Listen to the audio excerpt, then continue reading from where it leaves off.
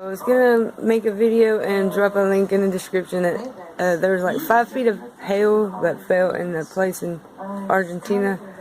So I'm just gonna leave that in the description. Okay, bye. That's right. Lasers now could one day manipulate rain and lightning. CBS This Morning contributor Michio Kaku is a physics professor at City College of New York. Professor, nice to see you. Extraordinary seeing Al Gore and Bill Clinton there together with Charlie, wasn't it? That's right, yeah. Yeah, they did not get into this discussion, though. But it is fascinating. I mean, lasers, really? To change the weather? That's right. Well, as Mark Twain once famously said, everyone complains about the weather, but no one ever does anything about it. Well, instead of doing a rain dance, we physicists are firing trillion-watt lasers into the sky to actually precipitate rain clouds and actually bring down lightning bolts. This is potentially a game changer. But this is experimental. It's experimental. However, in the laboratory so far it works. When you have water vapor and you have dust particles or ice crystals, you can precipitate rain. It condenses around the seeds.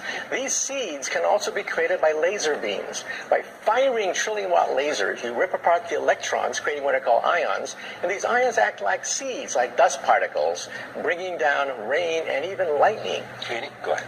Well, this fascinates me in part because, too, I remember reading the stories that China had used this during the Olympics, that the USSR had used this after Chernobyl to create rain clouds. I mean, did those really work then? We have some of these capabilities now? Inconclusive. Even in the 60s, the CIA used this to bring down monsoons during the Vietnam War, to wash out the Viet Cong.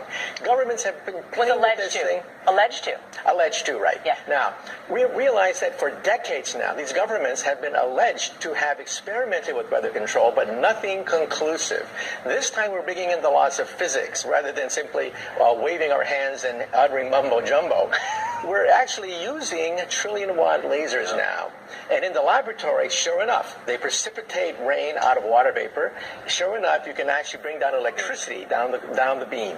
So what does it mean for drought areas that need to have rain for crops, and if they don't have them, there's the consequences of famine? Well, the bad news is if it's a clear blue sky, it's not going to do anything at all because it only takes water vapor that's already in the air and condenses it. However, for floods, for agriculture, farmers, for people planning wedding parties, football games, you name it, outdoor events and agriculture and flooding and even hurricanes, all of them could be subject to weather modification. Incredibly interesting, Professor Michio Kaku. Thank you so much.